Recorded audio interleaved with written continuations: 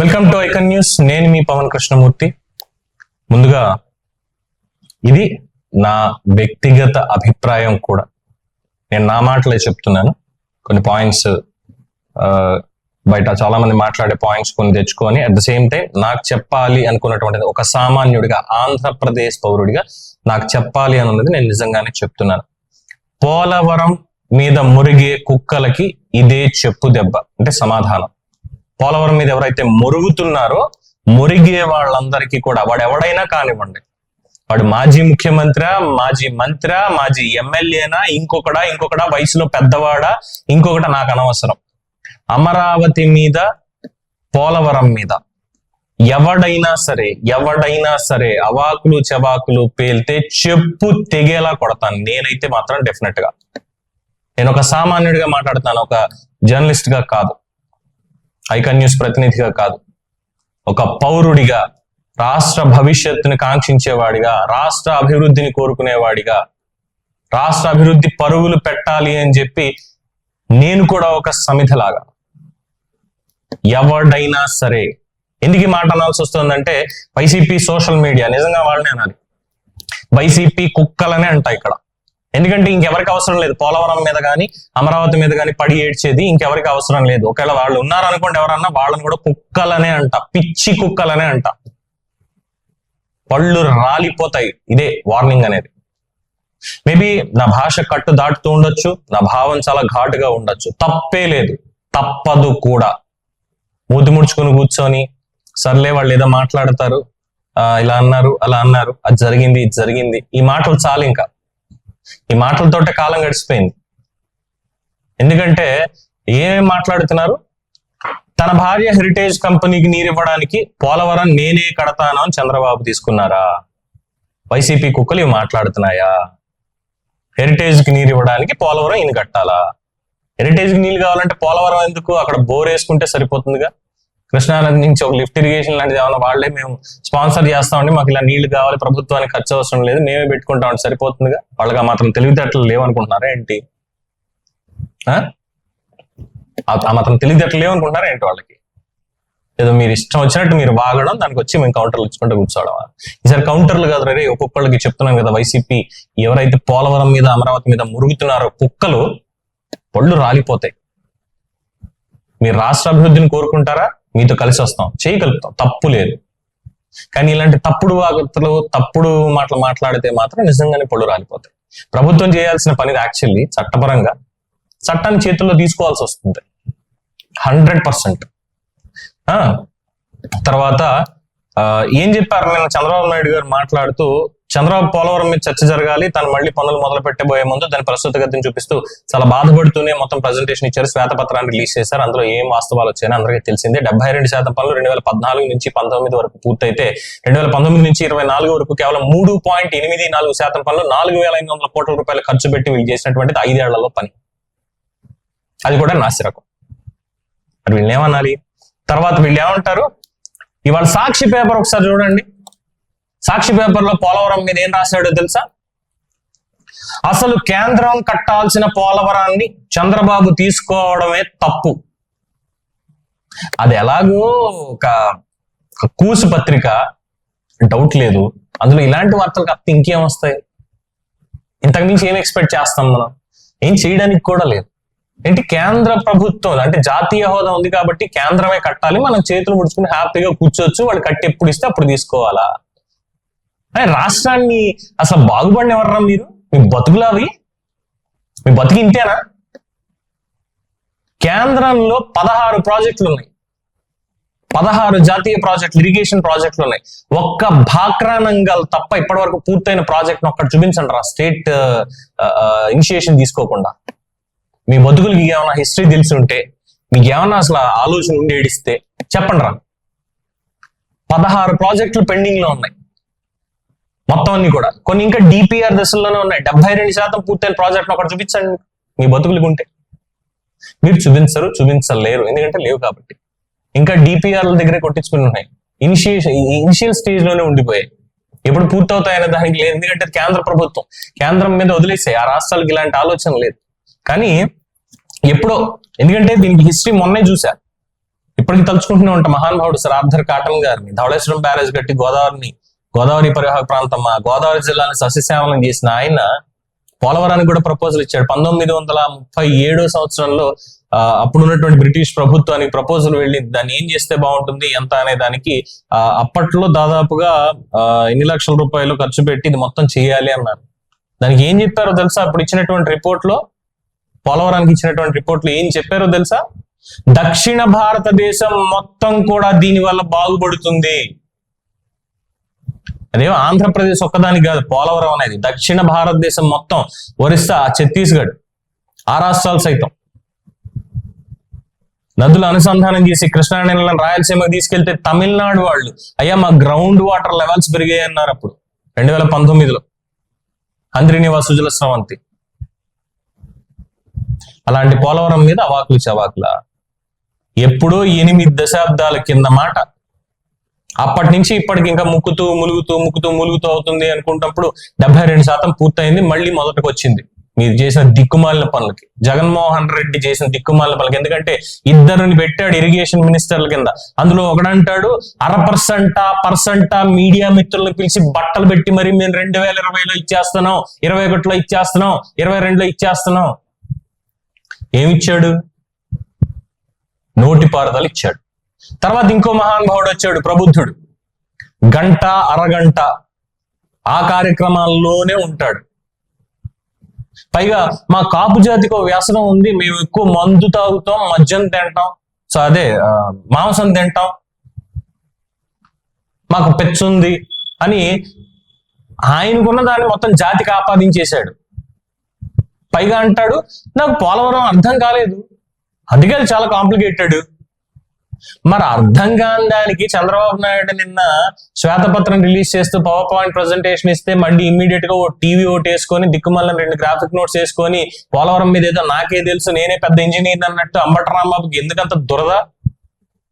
ఏమీ తెలియదు, నాకు అర్థం కాలేదు అన్నాడు కదా. అన్నదాన్ని మళ్ళీ బయటకు వచ్చి ఏం మాట్లాడతాడు? తర్వాత ఇంకొన్ని పాయింట్స్ కూడా ఉన్నాయండి దీని మీద మాట్లాడుకోవడానికి, చాలా కీలకమైనటువంటి పాయింట్స్. ఇక్కడ ఎందుకు చంద్రబాబు జాతీయ ప్రాజెక్ట్ ని తన చేతుల్లోకి తీసుకున్నారు? నిర్మాణ బాధ్యత రాష్ట్రం తీసుకుంటుంది అని. పర్యవేక్షణ అంతా పోలవరం ప్రాజెక్ట్ అథారిటీ ఉంటుంది. అప్రూవల్స్ ఇవన్నీ కూడా సెంట్రల్ గవర్నమెంట్ నుంచే వస్తాయి. కానీ నిర్మాణం మొత్తం కూడా స్టేట్ గవర్నమెంట్ చేతుల మీదుగా జరగాలని ఎందుకు అనుకున్నారంటే ఒక యుద్ధ ప్రాతిపదికన, ఒక యజ్ఞంగా తీసుకొని దాన్ని పూర్తి చేయాలి. ఇప్పుడున్నటువంటి తరాలకి దాని ఫలితాలు అందాలి, దాని ఫలాలు అందాలి. ఇప్పుడు భవిష్యత్ తరాలకు కూడా కాదు, ఇప్పుడున్న తరం దాన్ని వాడుకో, దాని ద్వారా లబ్ధి పొందాలి అన్న దాంతో తీసుకొని చేసుకుంటూ వచ్చాడు కాబట్టి సరిపోయింది. లేదంటే ఇంకో 8 దశాబ్దాలైనా ఏంటంటే నేను చిన్నప్పటి నుంచి చదువుకునేవాడిని, మా నాన్న మా తాత అందరూ India is a developing country, భారతదేశం అభివృద్ధి చెందుతున్న దేశము, ఇలాగే చెప్పుకుంటూ వెళ్ళేవాళ్ళు. నేను అది చదువుకున్నా. పొద్దున్న తర్వాత తరాలు కూడా అది చెప్పుకోవాలా? కాదు, భారతదేశం అభివృద్ధి చెందిన దేశం, ప్రపంచంలోనే ఒక అగ్రగామి దేశం అని ఇప్పుడున్న తరాలు చదువుకోవాలి. రేపు వాళ్ళ తరాలు ఒరే మా ముత్తాత అప్పట్లో చెప్పేవాట భారతదేశంలో అభివృద్ధి చెందుతూ ఉన్నదని, తర్వాత మా తాత, తర్వాత మా నాన్న. కానీ నేను చెప్పట్లేదు రే మనకో మనం చూడండి భారతదేశం అభివృద్ధి చెందింది అని చెప్తున్నాను. ఆ స్టేజ్కి రావాలి. అందుకే ఇలాంటి కార్యక్రమాలు రాష్ట్రాలు నెత్తి మీద తీసుకుంటాయి. కొన్ని అందులోనే పోలవరాన్ని తీసుకున్నారు చంద్రబాబు. రాష్ట్రం విడిపోయింది, లోటు బడ్జెట్ లో ఉన్నాం, ఎలాగైనా మళ్ళీ సంపద సృష్టించాలి అని చెప్పి ఆయన చేసినటువంటి దానికి. మళ్ళీ వైఎస్ఆర్సీపీ వాళ్ళు ఏమంటారు, జగన్మోహన్ రెడ్డి ఏమంటాడు, మా నాయన అన్ని కట్టేసినాడు, చంద్రబాబు కేవలం లస్కర్తో గేట్లు ఎత్తుతున్నాడు అని పాదయాత్రలో జగన్ ప్రచారం మొదలు పెట్టాడు. అప్పుడు కొట్టాల్సింది ప్రజలు చెప్పుతోటి, కొట్టకుండా వదిలేశారు. అఫ్ కోర్స్ వీళ్ళు పోలవరం కట్టారండోయ్, ఎక్కడ కట్టారో తెలుసా? అక్కడ కాదు. పోలవరం కట్టింది అక్కడ కాదు, వీళ్ళు కట్టింది ఎక్కడో తెలుసా? విజయవాడ ట్రాఫిక్ ఐలాండ్ ఉంది చూసారా, ఆ పక్కన చూస్తే రాజశేఖర రెడ్డి బొమ్మ ఉంటుంది, అక్కడ కట్టారండి పోలవరం. పైగా వైఎస్ఆర్ పోలవరం పెట్టారు. అసలు దానికి పేరు ఉండకూడదే వైఎస్ఆర్. ఏం చేశాడు? మట్టి పనులు మాత్రం చేశాడు. పైగా వాళ్ళు ఇంకోటి అంటారు, 94, 99 ఆ టైంలో చంద్రబాబు నాయుడు ముఖ్యమంత్రిగా ఉన్నాడు కదా, కేంద్రంతో సఖ్యతతో ఉన్నాడు కదా, మరి అప్పుడు ఎందుకు ఎత్తలేదు అని చెప్పి. అప్పుడు ఉమ్మడి ఆంధ్రప్రదేశ్ రాష్ట్రం గోదావరి మీద ఎటువంటి ప్రాజెక్టు నిర్మించాలన్నా ఏం చేయాలన్నా చాలా తతంగాలు నడుస్తున్నటువంటివి. ముఖ్యంగా మహారాష్ట్ర బాబ్లీ ప్రాజెక్టు కడుతోంది, దాని ఎత్తు పెంచాలి అని చెప్పి. ఇదంతా కూడా మనకు తెలిసిందే కదా గొడవ. అందులో చంద్రబాబు నాయుడు మీద కేసు నమోదైంది బాబ్లీ ప్రాజెక్టుకి సంబంధించి. మరి మహామేత వైఎస్ఆర్ మీద ఎందుకు అవ్వలేదు? ఒక ప్రాజెక్ట్ నిర్మాణానికి కానీ దానికి సంబంధించినటువంటి అనుమతులు ఇవన్నిటికీ ఒక టైం అనేది ఉంటుంది. ఆ టైం మనకి 2014లో వచ్చింది. ఎందుకంటే ఒక పక్కన తెలంగాణకి గోదావరి మీద వాటా ఉంది, మనకి ఉంది. పైగా మనకేంటి, మనకు ఉండేటువంటి నీళ్ళు సముద్రంలోకి వెళ్ళిపోతాయి. చివరాఖరణ మనమే ఉన్నాం. మన ముందు తెలంగాణ ఉంది, దానిపైన మహారాష్ట్ర ఉంది. ఇంతమంది ఉన్నారు ఈ గోదావరికి సంబంధించి. ఒక పక్కన ఒరిస్సా. వీళ్ళందరూ కేసులు వేసుకుని వెళ్తే ఏమవుద్ది? వేద్దామని ట్రై చేయించారు, కానీ సామరస్యంగా అన్నిటిని పక్కన పెట్టించి మొత్తం చేసుకున్నారు. ఇది మరి మహామేత ఏం చేశాడు? మట్టి పనులు చేశాడు, ఒప్పుకుంటా. రైట్ కెనాల్ లెఫ్ట్ కెనాల్ కొంచెం కొంచెం తవ్వించాడు. ఆ తవ్వింది మట్టి పని మాత్రమే, దాన్ని పటిష్టం చేయడం కానీ ఇంకోటి కానీ కాదు. కాంట్రాక్టర్లను మార్చాడు, కాంట్రాక్ట్ వేరే వాళ్ళకి వచ్చేలా చేశాడు. అంతా కూడా మన జోబులో ఎంత మిగులుతుందని చేశాడే తప్పితే ఇంకొకటి ఏమీ లేదు. కానీ చంద్రబాబు నాయుడు ఏం చేశాడు? ఈ దిక్కుమాలిన కుక్కలు ఏవైతే వాగుతున్నాయో పోలవరంకి సంబంధించి వీళ్ళందరి మాటలకి చెల్లు కాదు, ఇదిగో ఇది జరుగుతుందని చెప్పి ప్రజల్ని తీసుకెళ్లి బస్సులేసి మరి తీసుకెళ్లి, అరే బాబు చూడండి నాయన పనులు ఎలా జరుగుతున్నాయో అని చెప్పి భోజనాలు పెట్టి పంపించాడు. రాష్ట్ర ప్రజలకి భోజనాలు పెట్టి పంపించాడు, తెలుగుదేశం కార్యకర్తలకు ఇంకొకరికి కాదు. చూసి వచ్చిన వాళ్ళందరూ కూడా చక్కగా ప్రాజెక్ట్ పని నడుస్తోంది, కడుపు నిండా తిండి పెట్టి పంపించారు, కడుపు నిండుతుంది, రేపు పొద్దున పంట పండించుకోవడానికి మనకు నీళ్లు ఉంటాయని చెప్పి గర్వంగా వచ్చారు. కానీ ఓట్లే తర్వాత వేయలేదు, అది వేరే విషయం అనుకోండి. సో ఇక్కడ తర్వాత మిగతా చూస్తే జగన్మోహన్ రెడ్డి ఏం చేశాడు? మొత్తం అంతా కూడా తీసుకెళ్లి అసలు పార్టీ నేతలు కాదు, కార్యకర్తలు కాదు, ఎవరు కాదు, నేను ఎవరినైతే పంపిస్తానో వాళ్ళు మాత్రమే పోలవరం దగ్గర ఉండాలి తప్పితే ఇంకెవరు అసలు వెళ్ళడానికి లేదు. అదేదో మనకి ఉత్తర కొరియా కిమ్ ఉన్నాడు చూసారా, ఆ కిమ్ సైనిక స్థావరం అన్నట్టుగా వాడు నీ అంత వీడు నీ అంతే. దిక్కుమాలిన మాటలు, దిక్కుమాలిన ఇవి తప్పితే ఇంకోటి ఏమీ లేవు. సో మనకి కంప్లీట్ ఈ గైడ్ బండ్ గురించి కానీ లేదు అంటే మొత్తం పీపీఏ అథారిటీ వాళ్ళు, పోలవరం ప్రాజెక్ట్ అథారిటీ వాళ్ళు వచ్చి ఇన్స్పెక్షన్ చేసి అది మీడియాలో రాబట్టి అక్కడ పూర్తి స్థాయిలో అసలు ఏం జరిగింది అనేది మనకి తెలిసింది. గైడ్ బండ్ కుంగింది అని, తర్వాత డయాఫ్రామ్ వాళ్ళు ఎంత దెబ్బతింది ఏంటి అని, ఈ మొత్తం కుట్ర వీళ్ళు ఏం చేశారు అని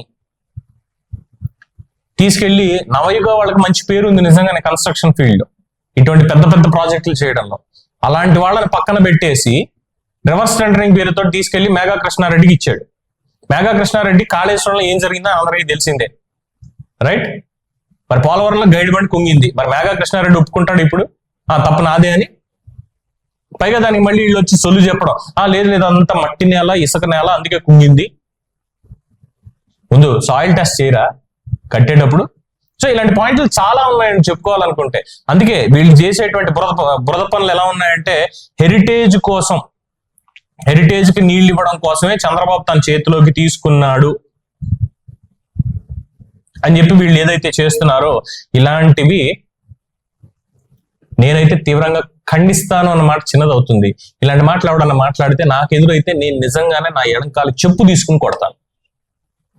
ఈ కుక్కల్ని చెప్పు తీసుకునే కొడతా ఇలాంటి వాగుడు వాగేవాళ్ళని.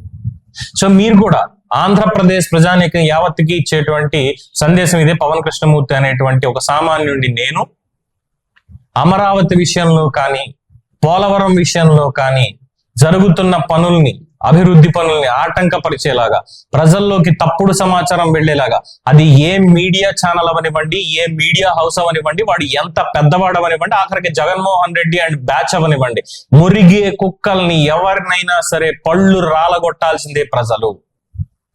కోర్టుకి వెళ్తారా? వెళ్ళలేమండి, కోర్టులో నేను వాదిస్తా అవసరం అయితే. నేను లాయర్ని కాకపోయినా నా పాయింట్ నేను చెప్తా, అయ్యా మా రాష్ట్రానికి సంబంధించినటువంటి దాంట్లో ఇగో వీళ్ళు చేసే దిక్కుమాల పని ఇది, ఏం చేయాలి వీళ్ళని? రాజద్రోహం కేసు పెట్టాలి వీళ్ల మీద, రఘురామకృష్ణరాజు గారి మీద కాదు, వీళ్ల మీద రాజద్రోహం కేసు పెట్టి ప్యాట్ మన కొట్టాలి.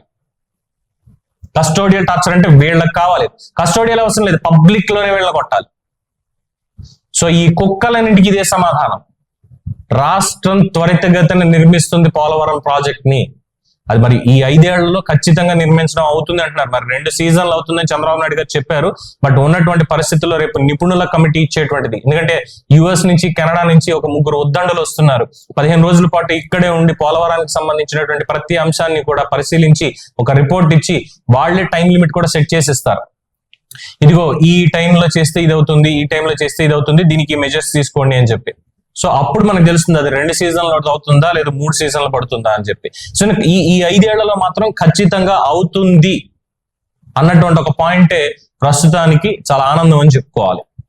అంతే తప్ప వీళ్ళలా దిక్కుమాలిన మాటలు మాట్లాడే వాళ్ళలాగా నోటి పారుదల లేదంటే నాకేం తెలీదు, నాకు అర్థం కాలేదు కాబట్టి కాంప్లికేటెడ్ అనేటువంటి సన్నాసులు ఎవరైతే పనిచేశారో మంత్రుల కింద సిగ్గుపడాలి. అఫ్ కోర్స్ వాళ్ళు ఎలాగో సిగ్గుపడరు అనుకోండి, సిగ్గు అనేది లేదనుకోండి వాళ్ళకి, మేము మాట్లాడింది మా ఇష్టం అని అనుకుంటారు తప్పితే ఇంకో వాళ్ళకి అసలు కనీసం ఒక క్యూసిక్ అంటే ఏంటో తెలియదు, గ్యాలన్ అంటే ఏంటో తెలియదు, ఏమీ తెలియదు. అసలు ఏమీ తెలియని వాళ్ళు మంత్రుల కింద కూర్చోబెట్టాడు ఒక సన్నాసి. ఎవరినంటున్నాను మీకు తెలిసిందే, నేను గట్టిగా ఇంకా అనక్కర్లేదు. సో ఇకపై ఈ రెండింటి విషయంలో మాత్రం నా పద్ధతి ఇట్టే ఉంటుంది. మీరు నన్ను ఒక పార్టీకి పనిచేస్తున్నాను అనుకున్నా, ఒక వర్గానికి మద్దతుగా ఉన్నాను అనుకున్నా, ఏమనుకున్నా సరే ఇక్కడ నా మద్దతు, నా ఆక్రోశం, నా ఆవేదన, నా ఆవేశం, నా కోపం అన్నీ కూడా అమరావతి, పోలవరం అభివృద్ధి విఘాతకులపైనే తప్ప వాటిని విధి విధానాలతో ముందుకు తీసుకెళ్లే వాళ్ళ మీద కానే కాదు. వాళ్ళు ఏమైనా పొరపాటు చేస్తారా, సద్విమర్శ చేస్తాను ఖచ్చితంగా. అది ప్రభుత్వం అయినా సరే ఏమైనా తప్పు జరుగుతుంది అంటే వాళ్ళకు కూడా ఇదే ట్రీట్మెంట్, వదిలిపెట్టేది లేదు, అస్సలు వదిలేదు లేదు. సో నేను తప్పుగా మాట్లాడలేదు అనేది నా అభిప్రాయం. తప్పుగా ఉన్న పెద్ద ఏం పర్లేదు, ఏం పట్టించుకోను, ఎవరినైనా సరే ఇలాగే మాట్లాడతాను. సో మీరు కూడా ఇలాగే మాట్లాడాలని కోరుకుంటూ సెలవు తీసుకుంటున్నాను. మీ అభిప్రాయాన్ని కామెంట్స్ రూపంలో తెలియజేయండి. చూస్తూనే ఉండండి ఐకాన్ న్యూస్. నేను మీ పవన్ కృష్ణమూర్తి.